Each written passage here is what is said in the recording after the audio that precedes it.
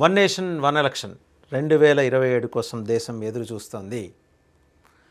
ఈ one nation one ఎలక్షన్కి lead చేసిన పరిస్థితులు ముందర డిస్కస్ చేసుకొని ఆ కాన్సెప్ట్లోకి వెళ్దాం.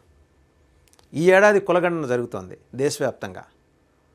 సో గవర్నమెంట్ ఆఫ్ ఇండియాకి ఒక అండర్స్టాండింగ్, అంటే నేషనల్ లెవెల్ సెన్సస్ పూర్తయిన తర్వాత 2011 తర్వాత కరోనా సమయంలో జరగలేదు, ఇప్పుడు జరుగుతోంది. ఈ ఏడాది డిసెంబర్ లోపల పూర్తవుతుంది.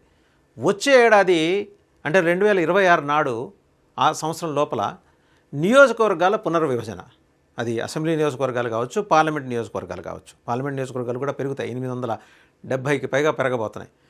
ఆంధ్ర తెలంగాణ తీసుకుంటే ఆంధ్రప్రదేశ్లో 225 అసెంబ్లీ సెగ్మెంట్లు రాబోతున్నాయి. అంటే ఇప్పుడు 175 ఇంకా 50 అదనంగా పెరుగుతున్నాయి. తెలంగాణలో 119 అసెంబ్లీ సెగ్మెంట్లు, అవి 155 నుంచి 160 దాకా పెరగబోతున్నాయి. అలాగే అన్ని రాష్ట్రాల్లో. అండ్ అసెంబ్లీ సెగ్మెంట్లు పెరిగిన తర్వాత రాష్ట్రాల్లో దామాషా కనుక చూస్తే మనకన్నా కూడా ఉత్తరాది వాళ్ళకి ఎక్కువ పార్లమెంట్ సెగ్మెంట్లు పెరగబోతున్నాయి. సో అది ఒక డిఫరెంట్ సబ్జెక్ట్. పెరిగిన తర్వాత కూడా ఒక లెక్కేసుకుంటుంది వచ్చే ఏడాది. ఈ ఏడాది కులగణన పూర్తయిన తర్వాత, జనగణన పూర్తయిన తర్వాత, సో ఎంతమంది జనాభా ఎలా పోలరైజ్ అయి ఉన్నారు, కాస్ట్ పరంగా, అంటే కులాల పరంగా, సామాజిక వర్గాల పరంగా, మతాల పరంగా ఎలా పోలరైజ్ అయి ఉన్నారు అది చూసుకొని తర్వాత నియోజకవర్గాల పునర్విభజనకు సంబంధించి కీలకమైన ప్రకటన ఆయా రాష్ట్రాల చేత ఇప్పించి దాని మీద బోల్డంత కసరత్తు జరుగుతుంది. కాబట్టి వచ్చే ఏడాది 2026 వరకు 2027 కోసం దేశం ఎదురు చూస్తోంది.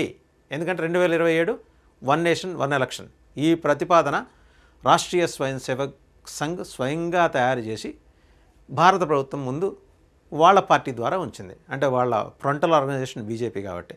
ఆర్ఎస్ఎస్ అనుబంధ రాజకీయ విభాగం. బీజేపీకి అనుబంధంగా ఆర్ఎస్ఎస్ పనిచేయదు, ఆర్ఎస్ఎస్కి అనుబంధంగానే బీజేపీ పనిచేస్తుంది. సో స్వయం సేవక్స్ని పూర్తిగా సమాయత్తం చేసి దేశవ్యాప్తంగా సో ఒక కాంక్రీట్ యాక్షన్ ప్లాన్ తోటి వన్ నేషన్ వన్ ఎలక్షన్ అనే కాన్సెప్ట్లోకి రాబోతున్నారు. అంటే ఫర్ షూర్ ఈ ఏడాది కులగణన జనగణన పూర్తవుతుంది. వచ్చే ఏడాది నియోజకవర్గాల పునర్విభజనకు సంబంధించిన కీలకమైన ప్రకటనలు, సమాచారం వెలువడతాయి. భారత ప్రభుత్వం అలాగే రాష్ట్ర ప్రభుత్వాలు అన్నీ కూడా దానికి సమాయత్తం అవుతాయి. 2027 నాడు ఖచ్చితంగా వన్ నేషన్ వన్ ఎలక్షన్ దిశగా ముందస్తు ఎన్నికలు, సార్వత్రిక ఎన్నికలు జరుగుతాయి. అన్ని రాష్ట్రాల్లోనూ జరుగుతుంది. ఒకేసారి అన్ని రాష్ట్రాలు, దేశం ఎలక్షన్స్కి వెళ్ళిపోతాయి. ఇది స్థూలంగా. ఇక టెక్నికల్ అంశాల్లోకి వెళ్తే కనుక అడ్వాంటేజెస్ ఏంటి అనే దాని మీద. అడ్వాంటేజెస్ వచ్చేప్పటికి conducting multiple elections cost a lot of money. A single election will reduce the burden. సహజమే, అన్ని ఎలక్షన్స్ని ఒకేసారి కనుక నిర్వహిస్తే 10 రూపాయలు అయ్యే ఖర్చు అది 3 రూపాయలకో 4 రూపాయలకో అవుతుంది. ఎందుకంటే రాష్ట్రాలు వేరేసారి, కేంద్రం వేరేసారి, ఈ సంవత్సరం ఒకళ్ళు, వచ్చే సంవత్సరం అలా కాకుండా ఒకే సంవత్సరంలో అన్ని ఎలక్షన్స్ జరిగితాయి. ఇక లెస్ డిస్రప్షన్ ఇన్ గవర్నమెంట్స్. ఇంకా ఏంటి, governments can function smoothly without frequent election related work. పొద్దున్న లేస్తే ఏం చేస్తున్నారా అయ్యా అంటే వచ్చే ఎలక్షన్స్కి రెడీ అవుతున్నానని చెప్పుకునే సమాధానాలు ఇక మీద ఉండవు. ఒకేసారి ఒక 6 నెలల్లో, ఒక 9 నెలల్లో అచ్చంగా ఎలక్షన్స్ కోసం పనిచేయడానికి అన్ని రకాల ప్రభుత్వ విభాగాలు సిద్ధంగా ఉంటాయి. ఈ డిస్రప్షన్ ఉండదు, రెగ్యులర్ వర్క్ డిస్టర్బ్ కాకుండా. అండ్ రెడ్యూస్డ్ పొలిటికల్ పోలరైజేషన్, ఇది ఒక అడ్వాంటేజ్ ఖచ్చితంగా. Continuous elections lead to political conflicts and division among people. సహజమేది. రాజకీయ పరంగా కక్షలు, వైషమ్యాలు చోటు చేసుకుంటాయి, ప్రజల మధ్య వర్గ విభేదాలు వస్తాయి. Single election may help reduce this. ఒకేసారి ఎలక్షన్ జరిగితే కనుక దాని తీవ్రతను తగ్గించవచ్చు. మొత్తం మాయమైపోతుంది కదా కానీ తర్వాత higher voter turnout. Many people avoid voting in frequent elections but a single event may encourage more participation. సహజమండి.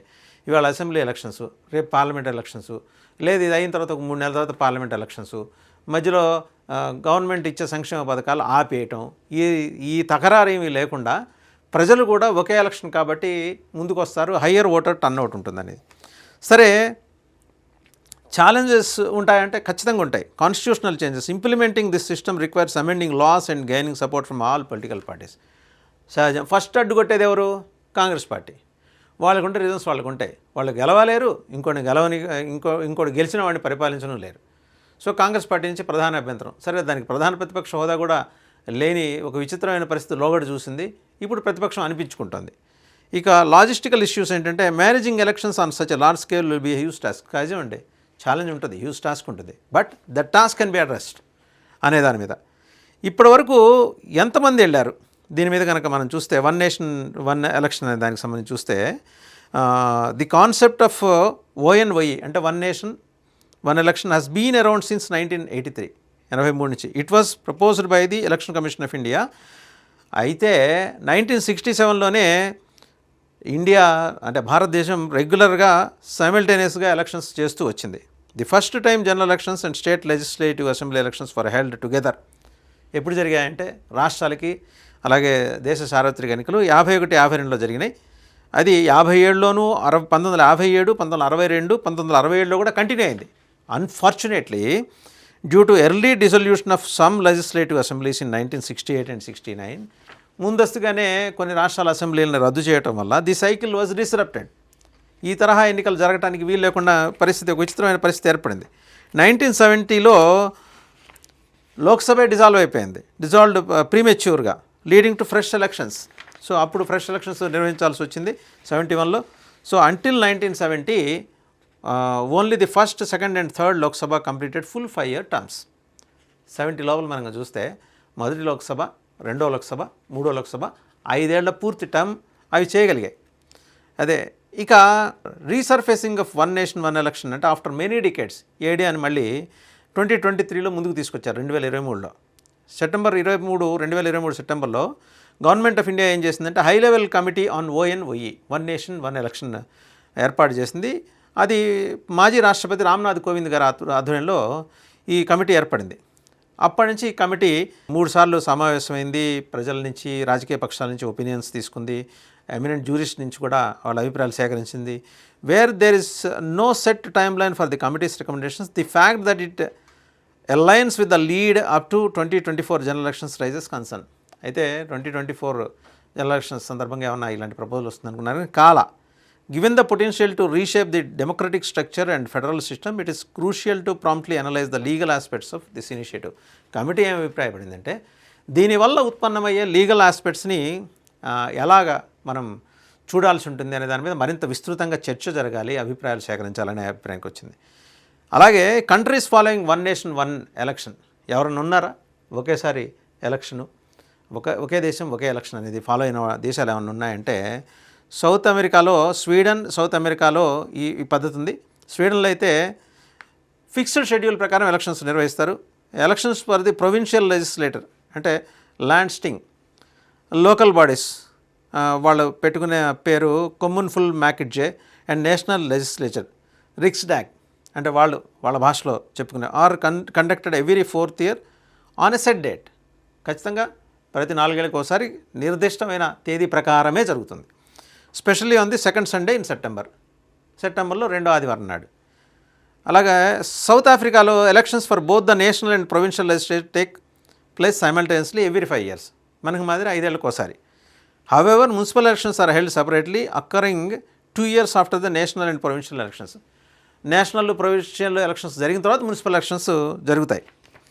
So మొత్తంగా ఏంటంటే అడ్వాంటేజెస్ చాలానే ఉన్నాయి. కాస్ట్ తగ్గించుకోవడం ఇవన్నీ వివిధ దేశాల్లో మనం గమనిస్తూ వస్తున్నవే. అయితే additionally holding simultaneous elections would reduce the workload of administrative and security forces. ప్రధానంగా గమనించాల్సిందంటే దేశ రెవెన్యూ వ్యవస్థలు, దేశంలో ఉండే రెవెన్యూ వ్యవస్థలు అలాగే సెక్యూరిటీ వ్యవస్థలు వాళ్ళకి చాలా ఉద్యోగాలు ఉన్నాయి. కేవలం ఎలక్షన్లు కాపలా కాయడం కాదు, బ్యాలెట్ బాక్స్లు కాపలా కాయడం కాదు, చాలా ఉన్నాయి వాళ్ళకి. Besides one nation one election will Boost voter turn out because it will be easier for people to caste multiple ballots at one time. ఇది మనం ముందరే డిస్కస్ చేసుకుంది. సరే, ప్రజెంట్ కాంటెక్స్ట్లోకి వద్దాం. దక్షిణ భారతదేశం నుంచి వన్ నేషన్ వన్ ఎలక్షన్ ఈ బాధ్యతని ప్రధానమంత్రి మోడీ జనసేన అధ్యక్షుడు పవన్ కళ్యాణ్ గారి భుజాల మీద పెట్టారు. అండ్ ఆయన is perfectly carrying out that responsibility. చాలా జాగ్రత్తగా తన ఆ బాధ్యతను మోస్తున్నారు. ఆల్రెడీ తమిళనాడులో వెళ్ళారు, వన్ నేషన్ వన్ ఎలక్షన్ గురించి మాట్లాడారు. అండ్ జనసేన సిద్ధంగా ఉంది, బీజేపీ సిద్ధంగా ఉంది. దక్షిణ భారతదేశంలో ఒక గుణాత్మక మార్పు తీసుకురావడానికి మరి సరే ప్రభుత్వపరంగా జరిగే వన్ నేషన్ వన్ ఎలక్షన్ కార్యక్రమాన్ని ఈ రెండు పార్టీలు సమర్థవంతంగా ఒక ప్రోగ్రెసివ్ అవుట్లుక్ తోటి ఎవరి ధర్మాన్ని వాళ్ళు గౌరవించుకొని పక్క వాళ్ళ ధర్మాన్ని ఆదరించే ఒక పద్ధతితోటి రాజకీయం చేస్తూనే ఖర్చును తగ్గించి తగ్గించే ఖర్చుని దేశ అభివృద్ధిలో భాగస్వామ్యం చేయడానికి వినియోగించాలి ఆ సంపదననే దృక్పథంతో వీళ్ళిద్దరూ ముందుకెళ్తున్నారు. కాబట్టి 2027లో ఆంధ్రప్రదేశ్ కూడా ఎలక్షన్స్కి వెళ్ళబోతోంది.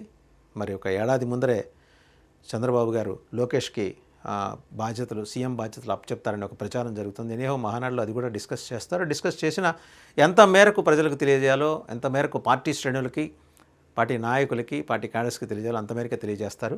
బట్ ఒక కైండ్ ఆఫ్ పోలరైజేషన్ అయితే పోస్ట్ మహానాడు మనం చూడొచ్చు. Anyhow 2027 one nation one election దిశగా దేశం నడుస్తుంది కాబట్టి ఆంధ్రప్రదేశ్లో ప్రత్యేకించి జనసేన కూడా అందుకు సమాయత్తం అవుతుంది with the help of BJP.